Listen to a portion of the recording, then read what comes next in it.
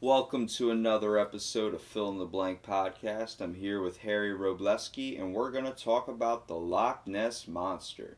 What is your definition of the Loch Ness Monster? Personally, it's in my opinion, it's an aquatic reptile. It's a plesiosaur by all intents and purposes. Other people have described it as a blob of flesh, which is really strange, and other people still have explained it as a marine mammal. Well, yes, my answer seems dumb now, but I was going to say it's a tourist attraction or an aquatic dinosaur. I'm sorry. So, in Scottish folklore, the Loch Ness Monster, or Nessie, is a creature said to inhabit Loch Ness in the Scottish Highlands. It is often described as large in size, with a long neck and one or more humps protruding from the water.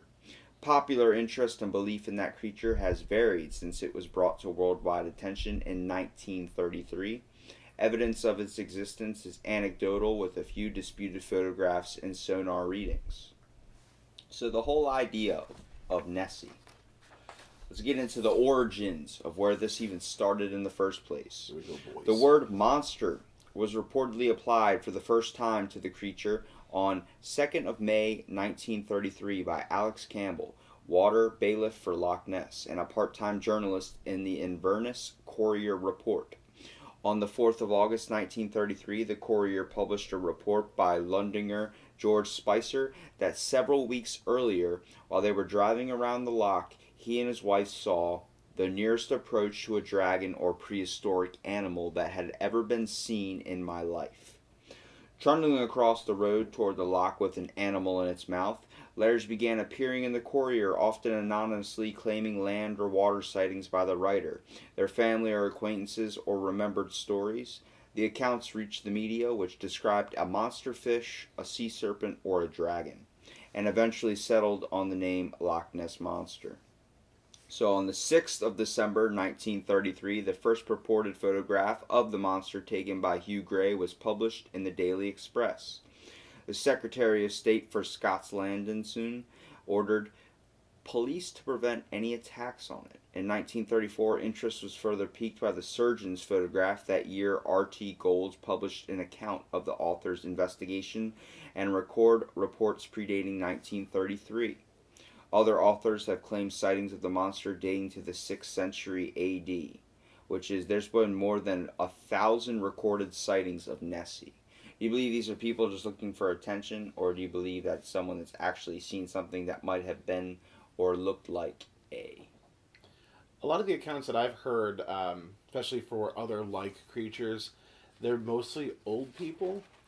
And it's not that I wouldn't not believe an old person, but in some cases they're so old that their account wouldn't really, be attention-seeking. A lot of what stems for this being a giant kind of anecdotal evidence type thing, and really it just seems like a bunch of fake stories, like someone not really making any sense, was the whole idea of that basically the person that took the photograph didn't want his name being on the actual photograph. Mm-hmm. So his name was Mr. Wilson. He didn't actually want his name associated with the picture, which explains the nickname for the photograph, Surgeon's Photograph. So the earliest report of a monster in the vicinity of Loch Ness appears in the Life of St. Columba by Adelman and Abbot of Iona, written in the 7th century. So we talked about it wasn't until the myth first really took off in 1933, following the opening of a new road that ran alongside the loch.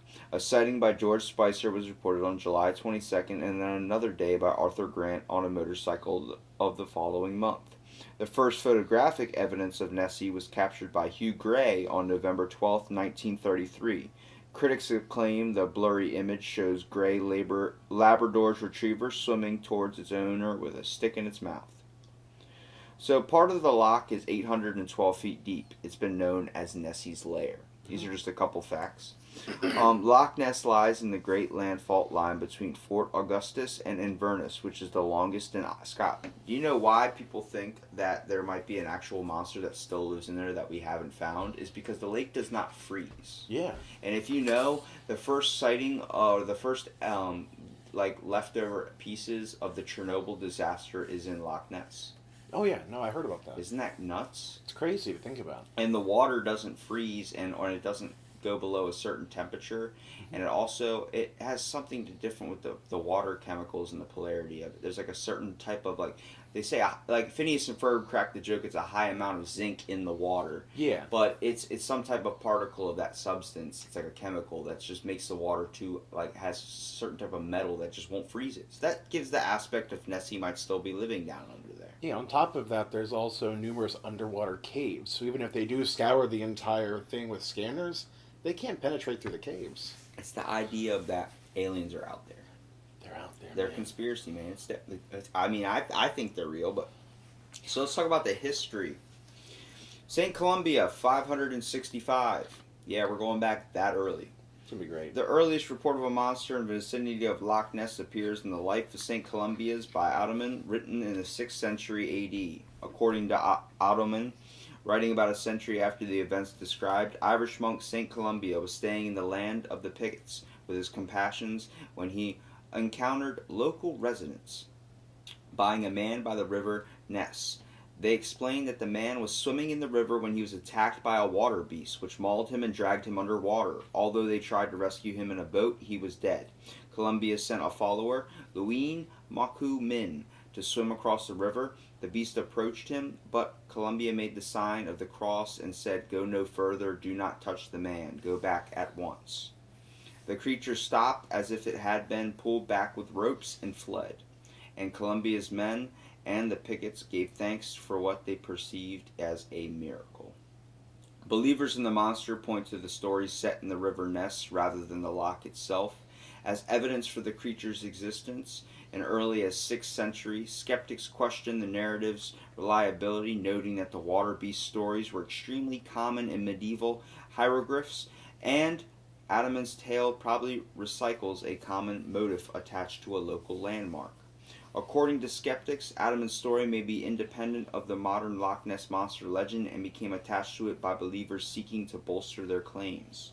Ronald Binns considers this the most serious of variations of alleged early sightings of the monster, but all others acclaimed sightings before 1933 are dubious and do not prove a monster tradition before that date. Christopher Kearney uses a specific historical and cultural analysis of Adaman to separate Adaman's story about St. Columbia from the modern myth of the Loch Ness Monster, but finds an earlier and culturally significant use of Celtic water beast folklore along the way. It's the whole idea of an object that's so monstrous or like an average dinosaur that people believe that it was like a sauropod. Is that what it's called? Yeah. You mean the one in the Loch Ness? Yes. Okay, they're calling that a plesiosaur. Yeah, they call that. Somebody believes it's a dinosaur out there, and that could be what it is. But a lot of people chalk it up to a bump on like a log, or because all the photos are very hazy. There's no like clear image and context. It also relates to the whole idea of the Kraken. The Kraken, in dealing with pirates, people say they saw like a giant squid, which might be just a giant squid, but the whole idea is this mythical beast that lives in the depths of the water where we act like we're the powerful almighty being, which we know if it was us just swimming in the water versus a shark, they're the powerful being. Pretty much. But when we have a giant ship, we're seen as gods above the sea. And it's the whole idea the Romans and Greeks created Poseidon, of Greek god, was because they wanted it to seem like they weren't the ones that were in power, and eventually overthrowing that whole idea with destroying the statues that they built for him. They had something to cast blame upon if a ship didn't come back to port. Well, it seems like it's also keeping society on a leash. Like, you don't want people to get an oversized ego of themselves being the captain or the owner of this lake. If you add a monster to it, people are like, oh, it just adds a sense of curiosity and mystery, but also a sense of you're not the only thing out there that can cause damage. Better don't go sailing. There's those sea monsters out there. The wind's not right because Nessie's in the water. Pretty much. So in October 1871, or 1872, D. Mackenzie of Ballinan reportedly saw an object resembling a log or an upturned boat wriggling and churning up in the water. The object moved slowly at first, disappearing at a faster speed. Mackenzie sent his story to a letter to Rupert Gould in 1934, shortly after popular interest in the monster increased. These Irish nicknames, man. Or Scottish, right? Scottish. So George Spicer in 1933. Modern interest in the monster was sparked by a sighting on the 22nd of July, 1933, when George Spicer and his wife saw a most extraordinary form of animal cross the road in front of their car. So it wasn't even in the lake. Yeah, this was just walking across the street. Basically. So from everybody else's thing, this thing's only saying that it's described as 4 feet high and 25 feet long. Mm-hmm. Wavy, narrow neck, slightly thicker than an elephant's trunk, and as long as 10 to 12 foot width the road. They saw no limbs. It lurched across the road towards the loch 20 yards away, leaving a trail of broken undergrowth in its wake. It has been claimed that the sightings of the monster increased after a road was built along the loch in early 1933, bringing workers and tourists to the formerly isolated area. However, Binns has described this as the myth of the Lonely Loch, as it was far from isolated before then, due to the construction of the Caledonian Canal. In the 1930s, the existing road by the side of the loch was given a serious upgrade. Just possibly this work could have contributed to the legend, since there could have been tar barrels floating in the loch. This is the one that's interesting, actually. I mentioned at the beginning that people described it as like a ball of flesh. Mm-hmm. This one is the one that's more often depicted as what's known as a globster in the water animal thing community. The thing that looks like a giant blob.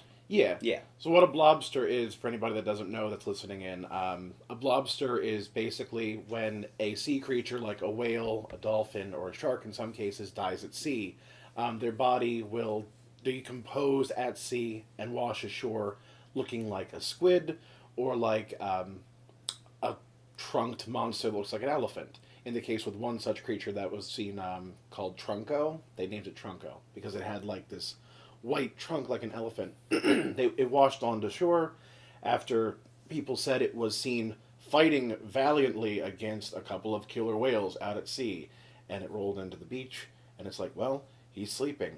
I guess we shouldn't disturb him. No, it's dead. Poke it with a stick. Anyway, yeah. The whole idea, first of all, if it's a site of a Chernobyl disaster, you gotta Mm-hmm. think that might radiate or mutate some type of monster. I mean, you gotta Definitely. think, how was Godzilla created? Definitely. Small little reptile that was near a nuclear facility in Japan, and the next thing you know, he's attacking the shores. That's my boy Godzilla. So Hugh Gray in 1933. Hugh Gray's photograph taken near Foyers on 12th November 1933 was the first photograph alleged to depict the monster. It was slightly blurred and has been noted that if one looks closely, the head of the dog can be seen. Gray had taken his Labrador for a walk that day, and is suspected that the photograph depicts his dog fetching a stick from the loch. Others have suggested the photograph depicts an otter or a swan. The original negative was lost, however. In 1963, Maurice Bruton came into possession of 2 lantern slides. Contact positives from the original negative, and when projected on screen, revealed an otter rolling at the surface in charismatic fashion. So Arthur Grant in 1934. This is the guy that was on the motorcycle. Mm-hmm. So on the 5th of January 1934, a motorcyclist, Arthur Grant, claimed to have nearby hit the creature while approaching the northeastern end of the loch at about 1 a.m. on a moonlit night. According to Grant, it had a small head attached to a loch. The creature saw him and crossed the road back to the loch. Grant, a veterinary student, described it as a cross between a seal and a what's that called? Plesiosaur. Plesiosaur. He said he dismounted and followed it to the loch, but only saw ripples. Grant produced a sketch of the creature, which was examined by zoologist Maurice Burton, who stated it was consistent that the appearance and behavior of an otter. Recording the long size of the creature reported by Grant, it had been suggested that this was a faulty observation due to poor light conditions. Paleontologist Darren Naish had suggested that Grant may have seen either an otter or a seal and exaggerated his sightings over time. Much like we say, I caught a fish this big. I caught a fish this big, and it seems like as the story kind of goes through the years, the arms... Your hands get a little further apart. Your hands get a little further apart trying to show the fish. So let's talk about the surgeon's photograph in 1934. The surgeon's photograph is reportedly the first photo of the creature's head and neck. supposedly taken by Robert Kenneth Wilson, a London gynecologist. Wow. Mm-hmm. It was published in the Daily Mail on 21st of April 1934. My question is, what is a gynecologist doing taking photos of a giant dinosaur? Hey man, come on. Even a dentist got to take a golf day. Okay. Well, that's not a dentist. That's a little bit different. Well, I mean, once you start diving around another... No, I'm not going to go No, into we're that not going joke. into that. We're not diving into that Whew. like the Lake of Loch Ness. Anyway. Let's stay in the lake. Wilson's refusal to have his name associated with it led to it being known as the surgeon's photograph. According to Wilson, he was looking at the loch where he saw the monster, grabbed his camera, and snapped 4 photos. Only 2 exposures came out clearly. The first reportedly shows a small head and back, and the second shows a similar head in a diving position. The first photo became well known, and the second attracted little publicity because of its blurriness. Although for a number of years the photo was considered evidence of the monster, skeptics dismissed it as driftwood, an elephant, an otter, or a bird. The photo scale is controversial. It is often shown cropped, making the creature seem large and the ripples like waves, while the uncropped shot shows the other end of the loch and the monster in the center. The ripples in the photo were found to fit the size and pattern of small ripples, unlike large wave photographed up close. The analysis of the original image fostered further doubt. In 1993, the makers of the Discovery Communications documentary Loch Ness analyzed the uncropped image and found a white object to be visible in every version of the photo. This implying that it was on the negative. It was believed to be the cause of the ripples, as if the object was being messed with. Although the possibility of a blemish or on the negative could not be ruled out, an analysis of the full photograph indicated that the object was small, about 60 to 90 centimeters, 2 to 3 feet long. Since 1994, most agree that the photo was an elaborate hoax that had been accused of being a fake in a 7 December 1975 Sunday Telegraph article which fell into obscurity. Now, have you seen the surgeon's photograph? Yes, I have. Oh, God. It's literally like it looks like a log. It looks like... It looks like a log with a stick that's coming out of it, like like a twig or something. Yeah. It's blurry, so I guess it provides steam for this. What they did, from what I understand, is they put like a Diplodocus head on top of I think it was like a stick or something like that, and they had it submerged just right in the water. We are getting to that. Oh, well, my bad. Oh, there's a whole other paragraph. Dude, there's 12 other pages I got here. Oh, I thought you had the... Okay, no, you're good. Published, I'm sorry. I told you I did research. Published in the 1909 book Nessie, the Surgeon's Photograph Exposed, which contains a facsimile of the 1975 Sunday Telegraph's article. The creature was reportedly a toy submarine built by Christian Sperling, the son-in-law of Marmaduke Wetherell. Wetherell has been publicly ridiculed by his employer, the Daily Mail, after he found out Nessie's footprints, which turned out to be a hoax. To get revenge on the Mail, Wetherell perpetuated his hoax with co-conspirators Sperling, a sculpture specialist, and Ian Weatherling, his son, who bought the material for the fake, and Maurice Chambers, an insurance agent. The toy submarine was bought from F.W. Woolworths, and its head and neck were made from wood putty. After testing it in a local pond, the group went to Loch Ness, where Ian Weatherall took the photos near the Alscott Tea House. When they heard a water bailiff approaching, Duke Wetherell sank the model with his foot, and it presumably still somewhere in the Loch Ness. Chambers gave the photographic plates to Wilson, a friend of his who enjoyed a good practical joke. Wilson brought the plates to Ogston, an Inverness chemist, and gave them to George Morrison for development. He sold the first photo to the Daily Mail, who then announced that the monster had been photographed. Little is known of the second photo. It is often ignored by researchers who believe its quality was too poor and its differences from the first photo too great to warrant analysis. It shows a head similar to the first photo with a more tubulative wave pattern and possibly taken at a different time and location in the loch. Some believers it may be an earlier, cruder attempt at a hoax, and others, including Roy Mackal and Maurice Burton, considered it a picture of a diving bird or otter, with Wilson mistook for the monster. According to Morrison, when the plates were developed, Wilson was uninterested in the second photo. He allowed Morrison to keep the negative, and the second photo was rediscovered years later. When asked about the second photo by the Ness Information Service newsletter, Sperling was vague. Thought it might have been a piece of wood they were trying out as a monster, but was not sure. Pretty much. So that was basically what you were getting to before I even. Yeah, my bad. I didn't realize. I have the information, sir. It's okay. Taylor Film, 1938. On the 29th of May, 1938, South African tourist G.E. Taylor filmed something in the loch of 3 minutes on 16mm color film. The film was obtained by the popular science writer Maurice Burton, who did not show it to other researchers. A single frame was published in the 1961 book, The Elusive Monster. His analysis concluded it was a floating object, not an animal. So all these hoaxes that are being proven false, all these practical jokes that are being played, from the very first photograph to films that are coming out proving that it's not real.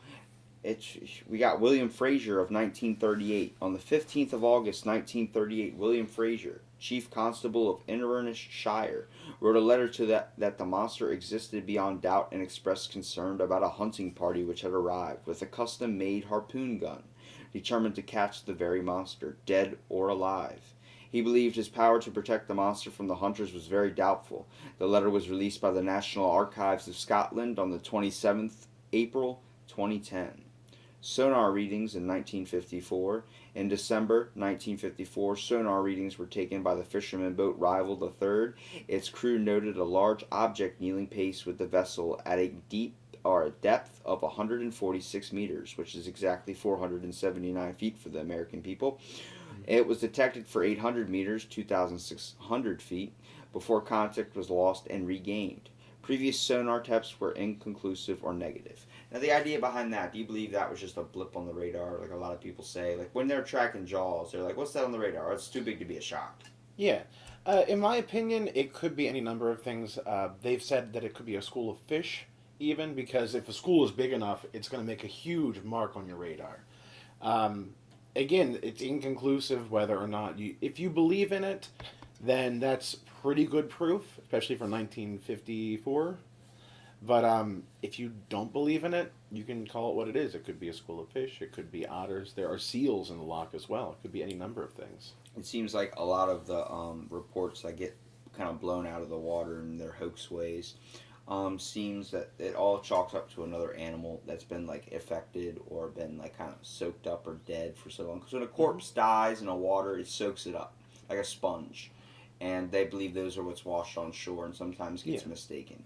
What do you know about Peter McNab? I don't. Not the football player. 1955, Peter McNab at Ubark Castle on July 29th, 1955, took a photograph that depicted two black, long humps in the water. The photograph was not made public until it appeared in the Constant White's 1957 book, so exactly 2 years later. On the 23rd of October, 1958, it was published in the Weekly Scotsman. Arthur Ronald Binns wrote that the phenomenon which McNab photographed could easily be a wave effect resulting from three trawlers traveling closely together up the loch. Other researchers considered the photograph a hoax. Roy Mackal requested to use the photograph in the 1976 book. He received the original negative from McNab, but discovered it differed from the photograph that appeared in White's book. The tree at the bottom left in White's was missing from the negative. It is suspected that the photograph was doctored by re-photographing a print. That doesn't surprise me with that one. So, what about the Loch Ness puppet, or Muppet? Yeah, that one sounds interesting to me. Well, on the 21st of May, 1977, Anthony Doc Shields, camping next to the Urwait Castle, took some of the clearest pictures of the monster until this day. Shields, a magician and a psychic, claimed to have summoned the animal out of the water. He later described it as an elephant squid, claiming the long neck shown in the photograph is actually the squid's trunk, and that is a white spot at the base of its neck and its eye. Due to the lack of ripples, it has been declared a hoax by a number of people and received its name because of its staged look.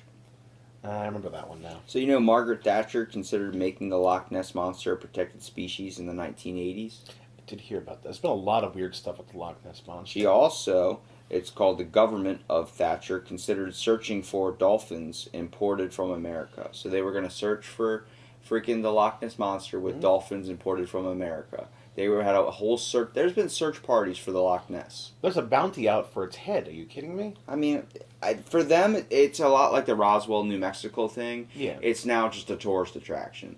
It's literally like Roswell, New Mexico has a McDonald's that is in the shape of a UFO. Everything they have is alien style. You can't walk down the street in Roswell without seeing alien stuff. It's just that whole thing. There's toys everywhere. It's their main thing. It's like, buy a t-shirt, I survived Roswell and didn't get abducted, that type of thing. It's like going to Florida and everything you buy is Mickey Mouse. Yeah, it's like Loch Ness Monster. Everything you go down there to Loch Ness or in that area is going to be sold to that whole idea of Loch Ness Monster.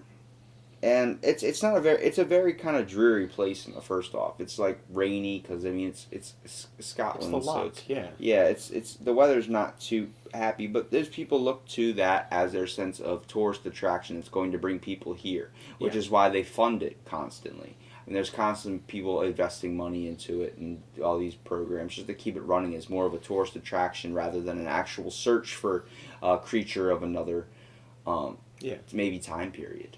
Maybe. So we had sonar images on the 24th of August 2011 Loch Ness boat. Captain Marcus Atkinson photographed a sonar image of a 1.5 meter wide, 4.9 feet unidentified object which seemed to follow his boat for 2 minutes at a depth of 23 meters or 75 feet, and ruled out the possibility of a small fish or seal. In April 2012, a scientist from the National Oceanographic Center said that the image is a bloom of algae or zooplankton, much like you were saying, a group of fish or group of something grouped together.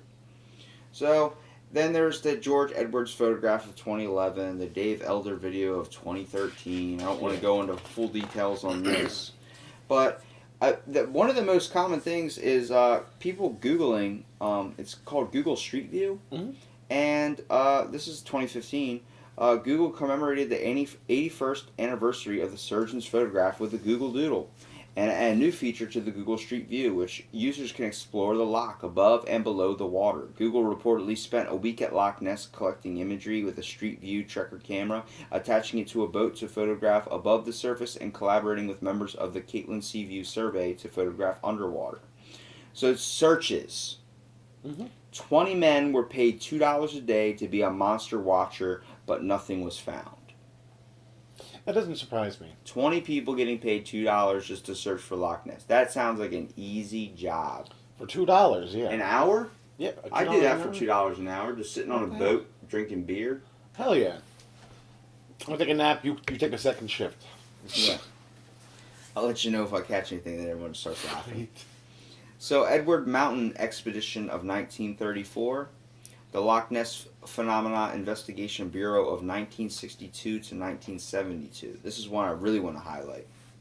The Loch Ness Phenomena Investigation Bureau was a UK-based society formed in 1962 by Norman Collins, R.S.R. Fitter, politician David James, Peter Scott, and Constance White, to study Loch Ness to identify the creature known as the Loch Ness Monster or determine the cause of reports of it. The society's name was later shortened to the Loch Ness Investigation Bureau, and it disbanded in 1972. The LNIB had an annual subscription charge, which covered administration. Its main activity was encouraging groups of self-funded volunteers to watch the loch from vantage points with film cameras and telescopic lenses. From 1965 to 1972, it had a caravan camp and viewing platform, and sent observers to other locations up and down the loch. According to the Bureau's 1969 annual report, it had 1,030 members, of whom 588 were from the United Kingdom. That's crazy to think that we actually had a program, an investigation bureau, like the CIA, for trying to find this thing that's obviously been proven a hoax. I mean, it doesn't surprise me. For everything that is paranormal out there, there's somebody looking for it, and there's a group for it. Well, in 1987, we had something called Operation Deep Scan. You know what that was? Yeah, I heard about that one. What do you know about it? It's when they used the deep scanning sonar and radar systems to try to find any kind of silhouette that would match the creature. Well, Operation Deep Scan was conducted in 1987. 24 boats equipped with echo sounder equipment were deployed across the width of the loch and simultaneously sent acoustic waves. According to BBC News, the scientists had made sonar contact with an unidentified object of unusual size and strength. The researchers returned, rescanning the area. Analysis of the echo sounder images seemed to indicate debris at the bottom of the loch. Although there was motion in 3 of the pictures, Adrian Shrine speculated based on its size that they might be seals which had entered the loch. Sonar expert Daryl Lorse, founder of Lorse Electronics, donated a number of echo sounder units and used in the operation. After examining a sonar return indicating a large moving object at a depth of 180 meters, 590 feet, near Urquhart Bay, Lawrence said, "There's something here that we don't understand, and there's something here that's larger than a fish. We're going to need a bigger boat." Maybe some species that hasn't been detected before. I don't know. So searching for the Loch Ness Monster in 2003. In 2003, the BBC sponsored a search for the loch using 600 sonar beams and satellite tracking. The search had sufficient resolution to identify a small buoy. No animal or substantial size was found, and despite their high hopes, the scientists involved admitted that his proved the Loch Ness Monster was a myth. Searching for the Loch Ness Monster aired on BBC One. I think I actually watched that on TV when it aired. So we had a DNA survey in 2018. Mm-hmm. Seems like an international team consisting of researchers from the University of Otago, Copenhagen, Hull, and the Highlands and Islands did a DNA survey of the lake in June 2018, looking for unusual species. The results are expected in 2019. So hopefully this year we're going to get results on the Loch Ness Monster. Yeah. Is it a fake? Probably. God only knows. Explanations. Like I was saying before, a number of explanations had been suggested to account for sightings of the creature. According to Robert Binns, a former member of the Loch Ness Phenomena Investigation Bureau, there's probably no single explanation of the monster. Binns wrote 2 skeptical books, the 1983 Loch Ness Mystery Solved and his 2017 book, The Loch Ness Mystery Reloaded.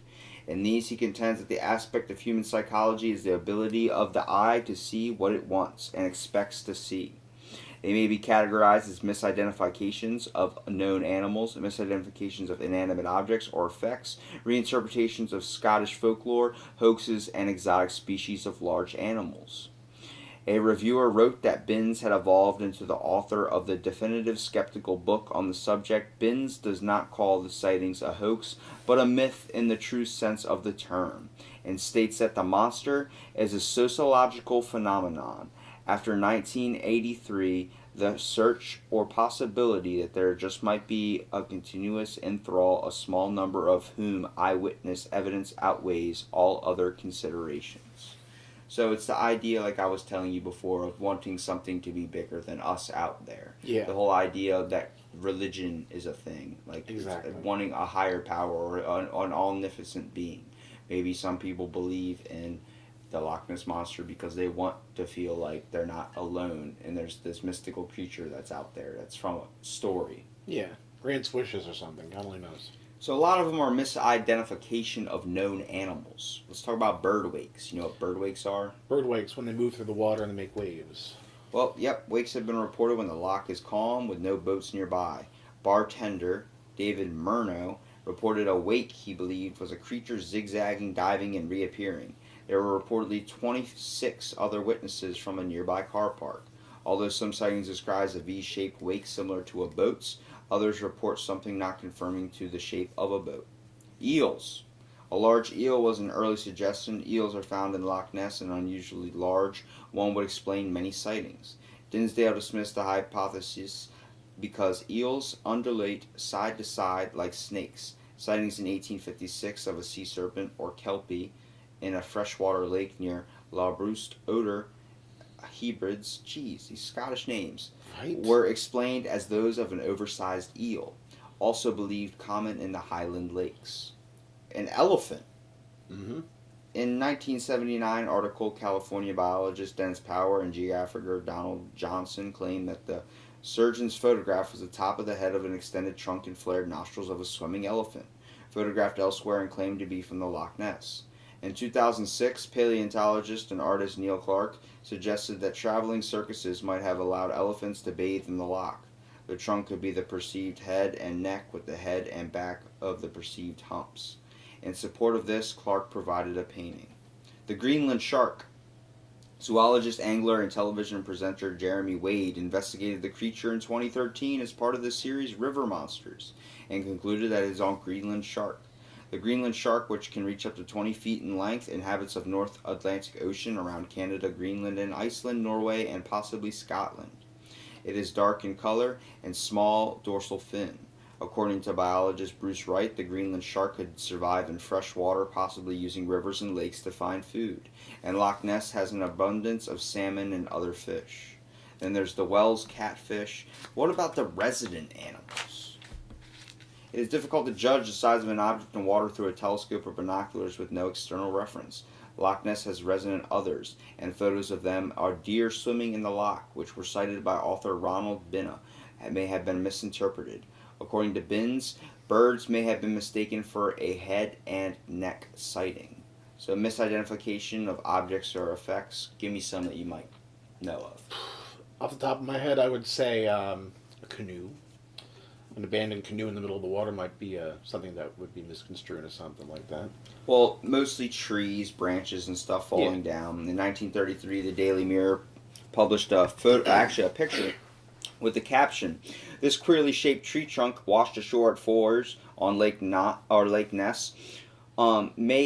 is thought to be responsible for the reported appearance of a monster." In a 1982 series of the articles for New Scientist, Maurice Burton proposed that sightings of Nessie could similar creatures be fermenting Scots pine logs rising to the surface of the loch. A decomposing log could not initially release gases caused by decay because of its high resin level.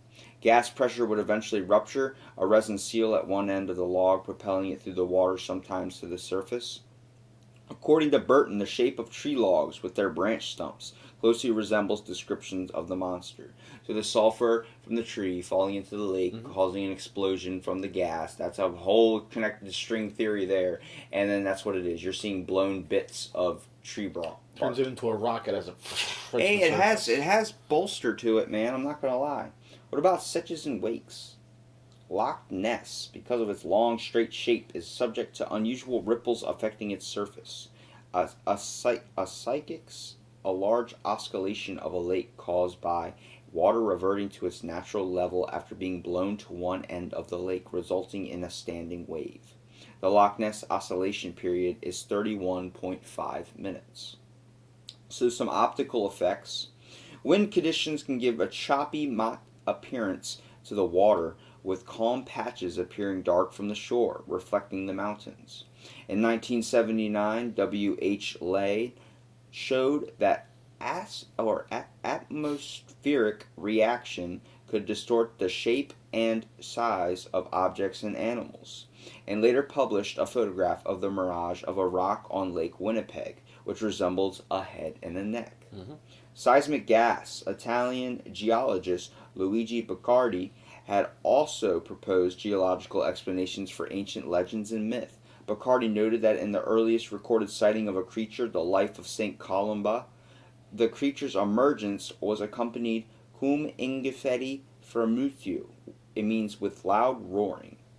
The Loch Ness is along the Great Glen Fault, and this could be a description of an earthquake.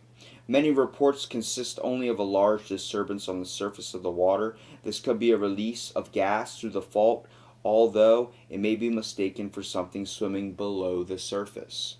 So folklore, yay. It's a good part. In 1980, Swedish naturalist and author I'm not even going to say that, Sorgen, wrote that present beliefs in his take on monsters such as the Loch Ness Monsters are associated with Kelpie legends. According to Sorgen, accounts of Loch Ness Monster have been changed over time, originally describing a horse-like creature that were intended to keep children away from the loch. Sorgen wrote that the Kelpie legends have developed into descriptions reflecting a modern awareness of plesiosaurs. The Kelpie was a water horse, and Loch Ness was mentioned in an 1879 Scottish newspaper and inspired the Dinsdale Project water horse. A study of 1933 Highland folklore with references to Kelpiers, water horses, and water bulls indicated that Ness was the loch most frequently cited. So some hoaxes. A number of hoaxes have been made, some of which were successful. Other hoaxes were revealed rather quickly by the perpetrators are exposed after diligent research. A few examples follow. In August 1933, Italian journalist Francesco Gasparni submitted what he said was the first news article on the Loch Ness Monster. In 1959, he reported a sighting of a strange fish and fabricated eyewitness accounts. I had the inspiration to get a hold of the item about the strange fish. The idea of the monster had never dawned on me, but then inspiration began to take hold. I noted that the strange fish would not yield a long article, and I decided to promote the imaginary being to the rank of monster without further ado. That thing was actually taxidermied, by the way. It's crazy. Oh, taxidermy is a very good art for aesthetic view and performing. Oh yeah, no, I mean he actually had a lot of costumes are made. He actually had like a little taxidermied Loch Ness Monster made out of fish, which was ridiculous. And that's what he was presenting to the news companies. Is that it? I have a picture of it. In the 1930s, big game hunter Marmaduke Wetherill went to Loch Ness to look for the monster. Wetherill claimed to have found footprints, but then casts of footprints were sent to scientists for analysis. They turned out to be from a hippopotamus. A prankster had used a hippopotamus foot umbrella stand. Mm-hmm. In 1972, a team of zoologists from Yorkshire's Flanning Park Zoo searching for the monster discovered a large body floating in the water. The corpse, 4.9 to 4 meters, 16 to 18 feet long and weighing as much as 1.5 tons, was described by the Press Association as having a bear's head and a brown scaly body with claw-like fins. The creature was placed into a van to be carried away for testing, but police seized the cadaver under an Act of Parliament prohibiting the removal of unidentified creatures from Loch Ness. It was later revealed that the Flamingo Park education officer, Prince John Shields, shaved the whiskers and otherwise disfigured a bull elephant seal which had died the week before, and supposedly from the creature when he tripped and fell into the loch. After examination, it was clear that the fossil had been planted. Mm-hmm. Can you believe how sick these people are? It's crazy. Affecting a dead body just to get the hoax. The worst thing was that was an April Fool's prank. I'm not even kidding. That's terrible. It is. In 2004, a 5 TV documentary team used Cinemax special effects experts tried to convince people that there was something in the loch. They constructed an animatronic model of a plesiosaur, calling it Lucy. Despite setbacks, including Lucy falling to the bottom of the loch, about 600 sightings were reported where she was placed. In 2005, 2 students claimed to have found a large tooth embedded in the body of a deer on the loch shore. They publicized the find, setting up a website, but experts' analysis soon revealed that the tooth was the antler of a muntjac. The tooth was a publicity stunt to promote a horror novel by Stephen Alton, The Loch. Mm-hmm. So this whole idea of a monster, out of all this information, it's proven a hoax, proven fake, it's not real.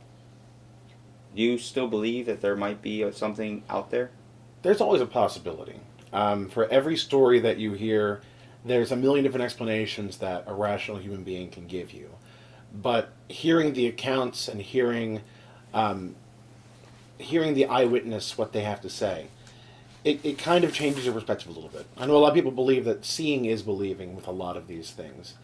But at the end of the day, that little world of whimsy that we go to when we hear these stories and these accounts, that's what we really need. I think it's the idea of us, like I said, wanting there to be something much greater out there. As society and people have this attraction to create things, and when we decide to create things, we do it and we give it a fantasy aspect for the same reason of pleasure it gives us. Yeah. And that's because we would love to have superpowers. We'd love to have this, but to create a mystical creature or folklore, it's why myths and folks lore, all those stories you get told as a kid, Little Red Riding Hood and all that, like these are all fantasies and tales that are made up to just inspire creativity and inspire passion in a way. So I believe that the Loch Ness Monster, if people want to believe that it's real and go spend all this money into going into it, if you find it, I'll be more than happy. But just like I said, you never get to really truly understand anybody's view on anything unless you've experienced it or seen it yourself. Exactly. So anybody else that thinks they should look up the stuff about the Loch Ness Monster, please